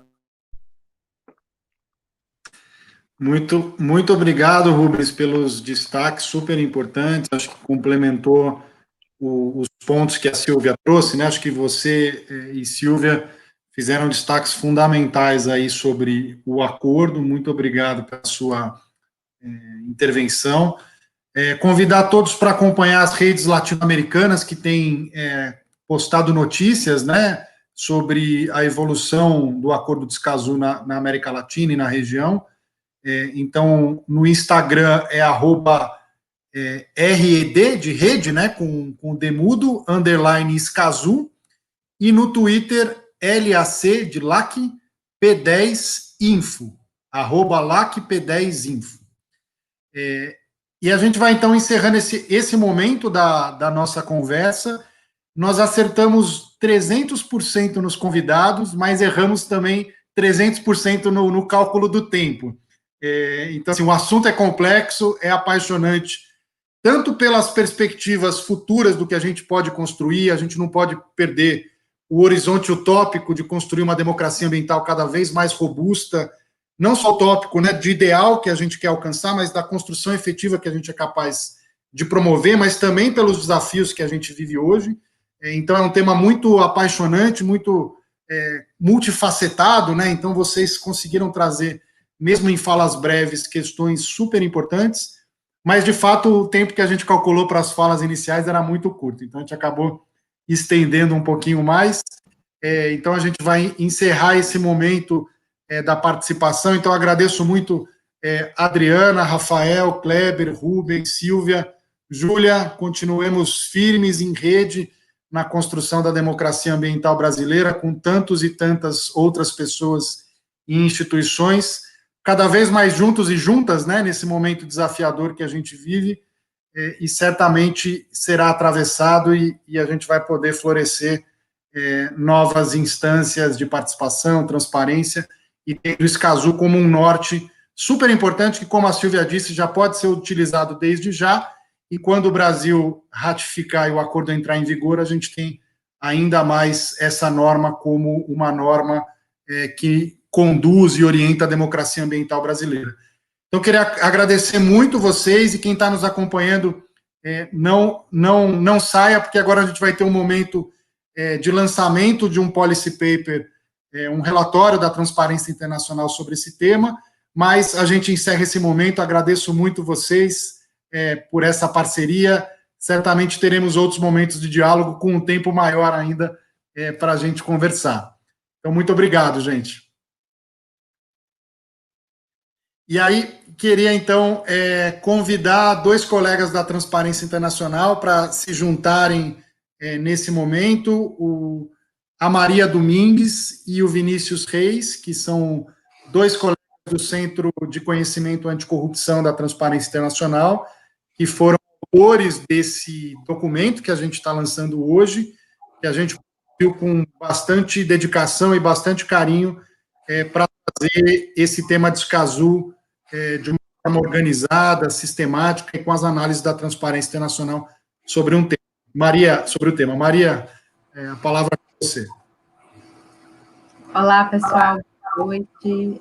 Obrigada pela parceria, pela confiança e parabéns por estarmos pautando, né, um tema super importante para a democracia ambiental brasileira.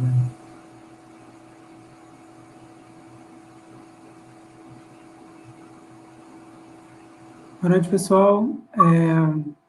Boa noite a todas e a todos. Nós estamos aqui para apresentar e para lançar o estudo da Transparência Internacional Brasil sobre o Acordo de Escazú. Esse estudo tem autoria minha, autoria da Maria e do Renato, e contou com a contribuição de vários especialistas, muitos dos quais estiveram hoje no nosso webinário. Passando aqui uma ideia geral, o Policy Paper discute os 4 eixos do acordo, que são transparência, participação, acesso à justiça e proteção de defensoras e defensores de direitos humanos, e para cada eixo nós realizamos um balanço dos avanços promovidos pelo Brasil desde a redemocratização. Indicamos também os desafios, destacamos os pontos em relação aos quais o acordo traz avanços para a realidade brasileira, e, além disso, nós abordamos a relação entre corrupção e proteção do meio ambiente e a importância do Acordo de Escazú nesse sentido. E concluímos o trabalho com algumas recomendações para as autoridades brasileiras, o que inclui, logicamente, a própria ratificação e implementação do acordo. Então, nos próximos minutos, nós vamos delinear alguns desses principais avanços do Acordo de Escazú, que são de caráter fundamental para o combate à corrupção e para essa relação com a preservação do meio ambiente. Muito obrigado. Bom, é até um desafio apresentar esse acordo e um trabalho sobre esse acordo depois de um debate tão rico e com especialistas tão experientes no tema, inclusive muitos deles tendo participado dos processos participativos, né, de discussão e retificação do acordo. Então, o que a gente vai tentar trazer de novidade aqui é justamente a associação do aprimoramento desses instrumentos, né, desses valores democráticos, e principalmente aqui focando na democracia ambiental, como aliados, e demonstrar como eles são aliados também ao combate à corrupção no país. Então, o primeiro ponto que o acordo trata, eu acho que já ficou evidente também pelas falas da Júlia, da Silvia anteriormente, é que devem ser fortalecidos os mecanismos de transparência e de acesso à informação ambiental no país. A gente sabe que o Brasil tem implementado, sobretudo nos últimos 10 anos, mas também mais que isso, né, uma série de normas legais e mecanismos que já fortalecem a transparência e o acesso à informação, inclusive especificamente tratando de questões ambientais.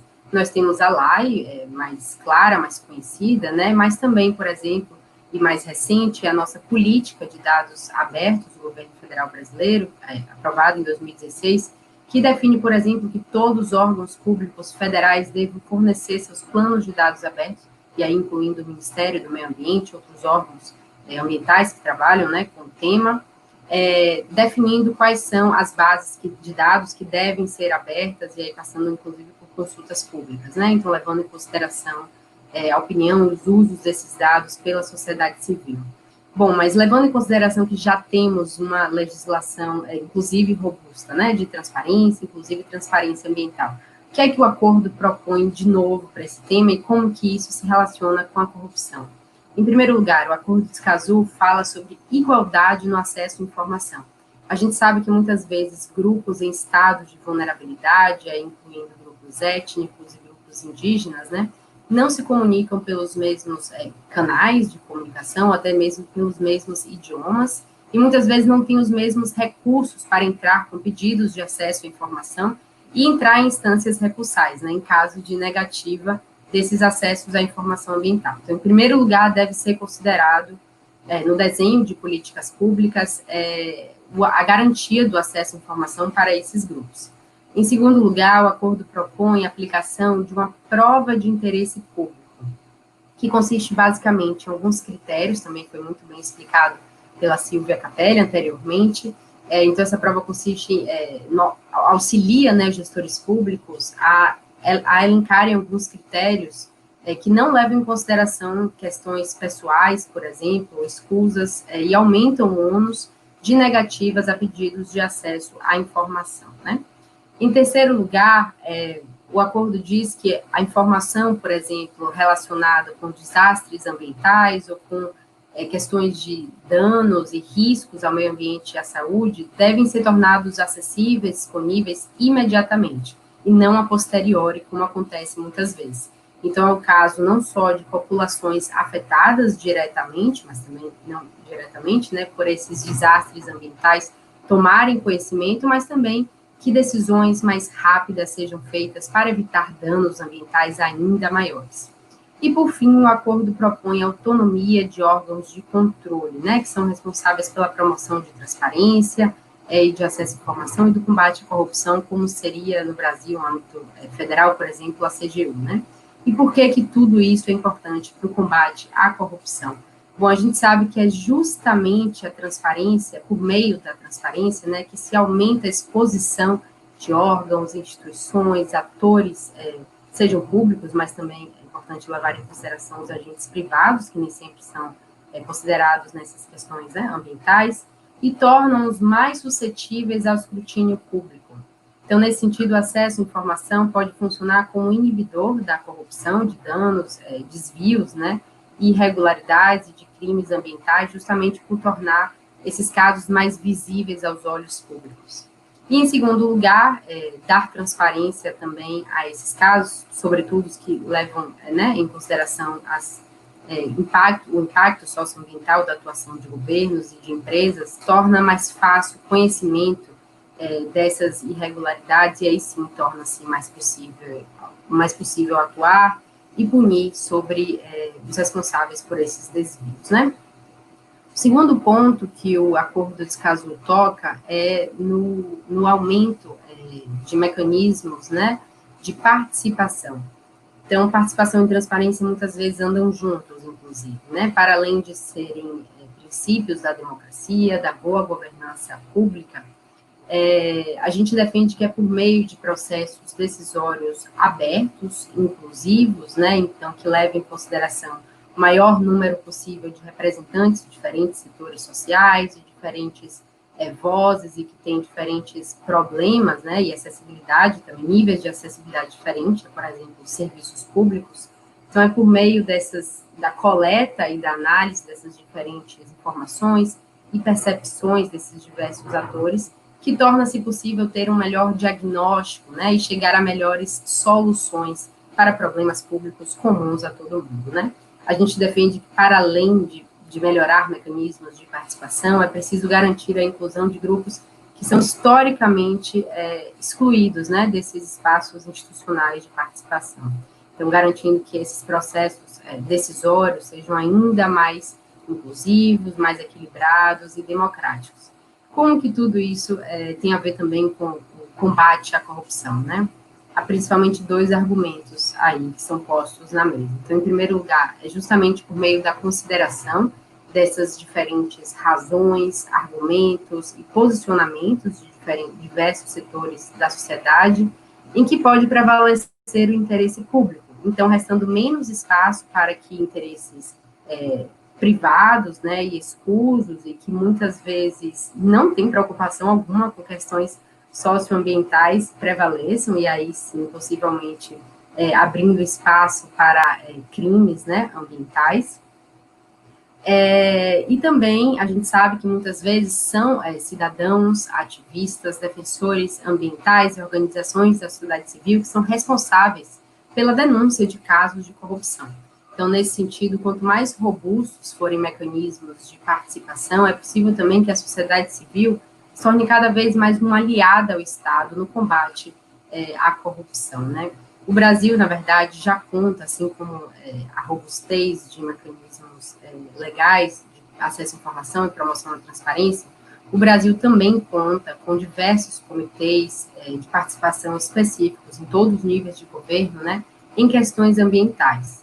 E que uma das questões que mais nos preocupa atualmente, inclusive, é justamente a restrição do acesso a esses conselhos, comitês, né, que tratam de questões ambientais, por exemplo, Então, a restrição desses espaços, atores da sociedade civil, mas também, às vezes, até a total extinção desses conselhos, né, como temos visto nos últimos anos. Como já foi comentado também nesse webinar, o CONAMA, por exemplo, que é um dos conselhos nacionais mais importantes, atuantes no tema, né, teve o espaço para a sociedade civil reduzida, e essa também foi a brecha para que alguns danos ambientais venham a ser causados, como ontem mesmo foi definido a redução da proteção a mangues e restingas. E aí, o que é que o acordo de Escazú traz de novo nesse sentido, né?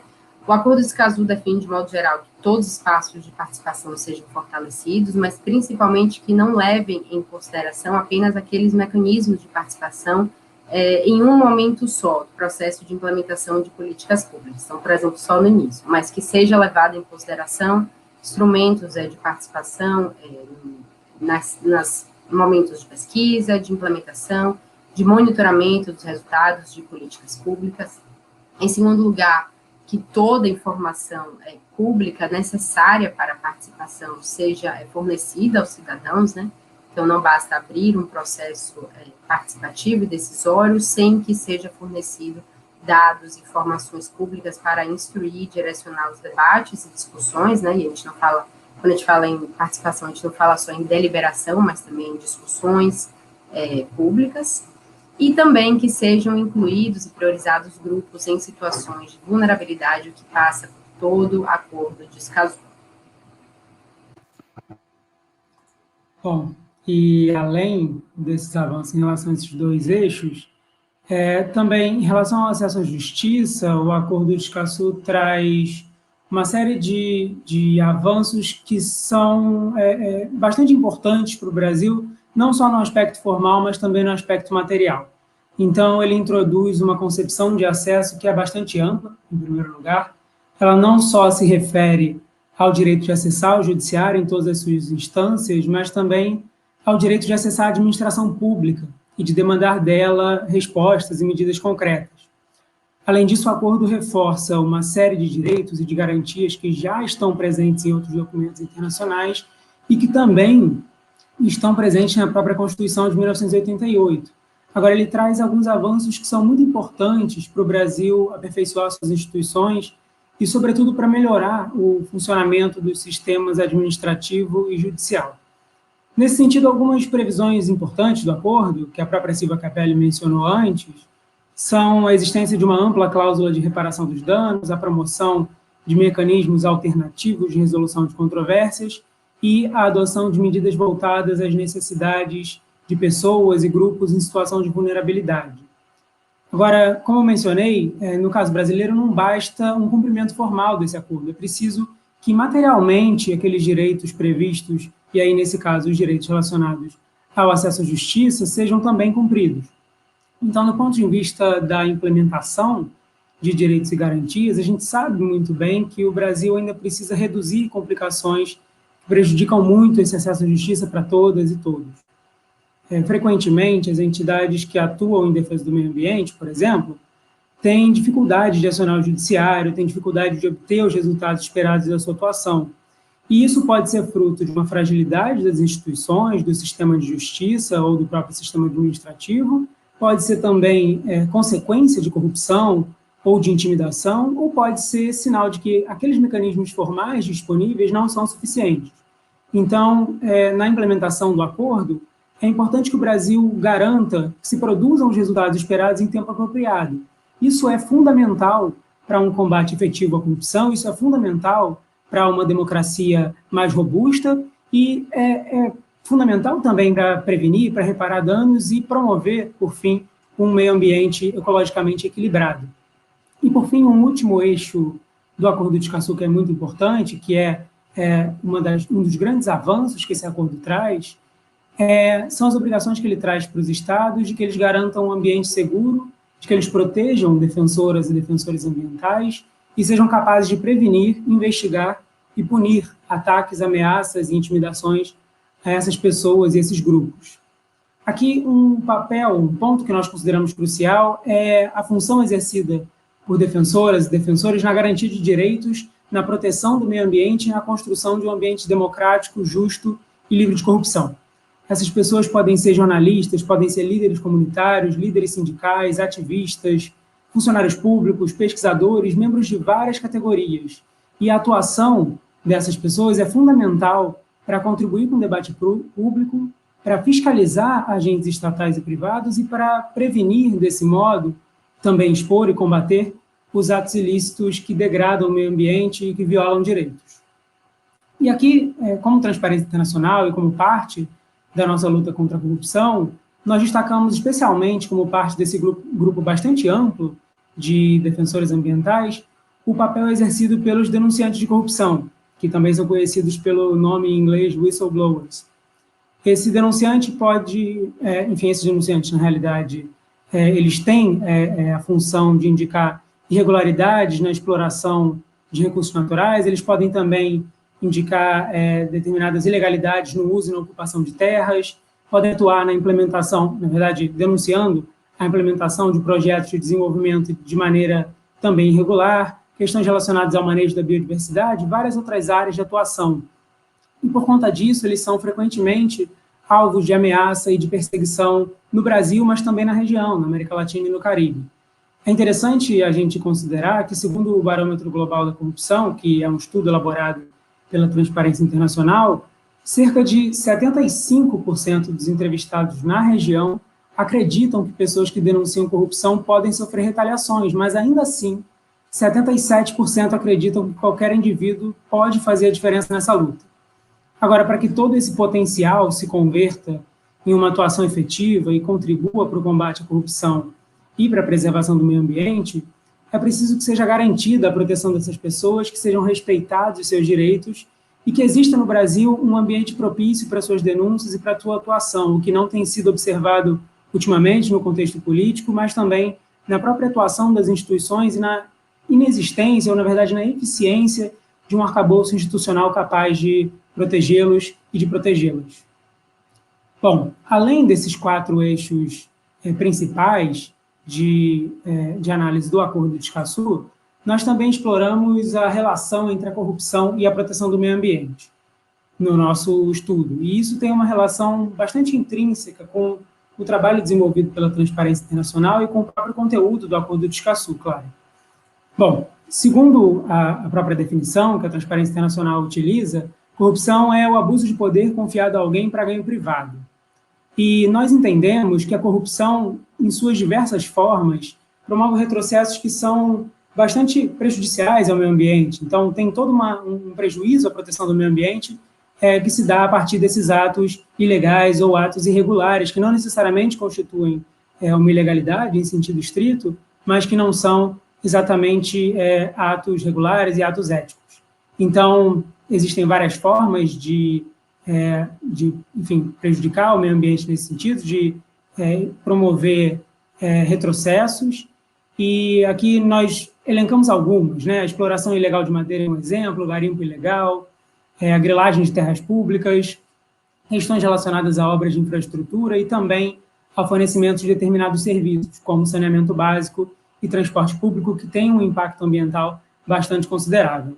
E isso normalmente se manifesta a partir de atos de corrupção, de esquemas de corrupção dos mais variados tipos. A gente tem propina, financiamento ilegal de campanha, desvio de recursos, fraude, enfim, uma série de atos possíveis.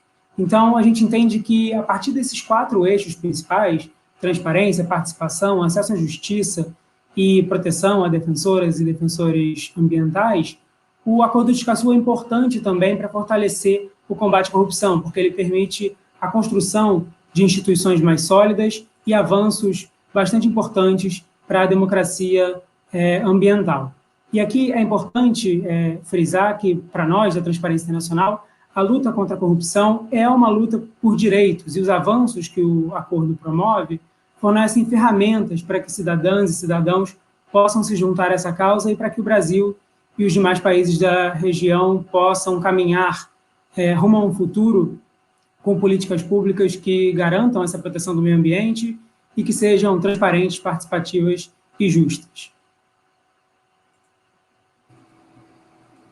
Bom, a última etapa do nosso estudo, então, depois de elencar de que modo a garantia, né, dos direitos de acesso à informação, participação e a justiça fortalecem também o combate à corrupção.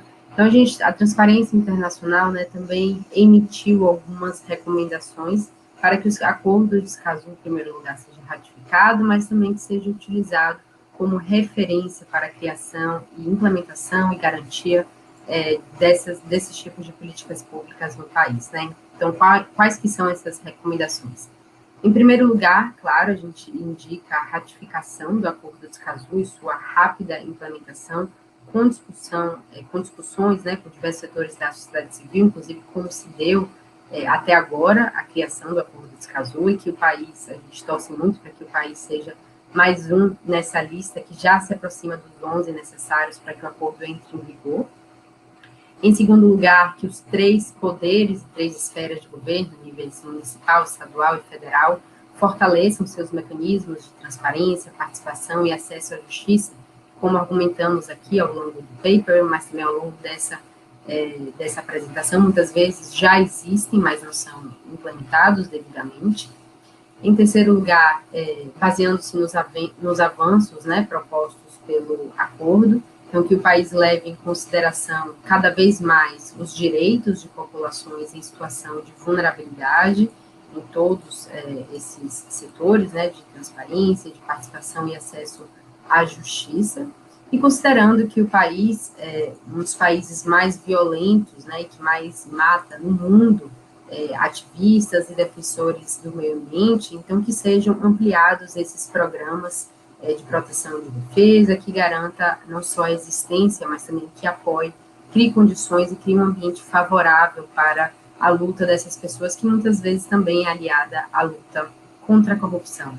Enfim, indicamos que o Acordo de Escazú seja utilizado como referência, então, mesmo antes do processo de ratificação e implementação, a gente torce para que ele não demore, mas, se for o caso, que ele seja utilizado como referência mesmo para a criação de reformas, para a criação de novas políticas públicas, de reformas administrativas, de proposições legais, né, para o país, mais uma vez, a 3 níveis de governo.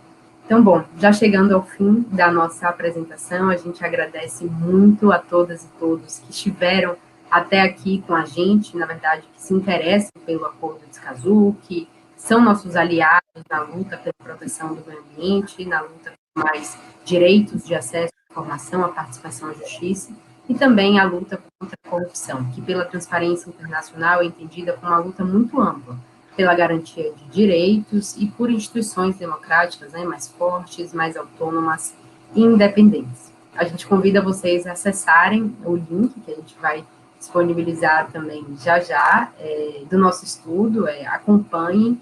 Então, se a gente tornar o Acordo de Escazú mais conhecido, mais debatido na esfera pública, a gente acredita que já é um avanço enorme. Muito obrigada. Excelente, Maria Vinícius, muito obrigado pela ótima explicação, né? Retomaram pontos do acordo e também o que está no conteúdo desse documento. Só reforçar, então, para quem está nos acompanhando, para acessar o documento no site da Transparência Internacional, e agradecemos, então, a todos que acompanharam esse webinar, compartilhem o estudo, acompanhem também as informações nos canais da Transparência Internacional, e até uma próxima. Muito obrigado. Obrigada.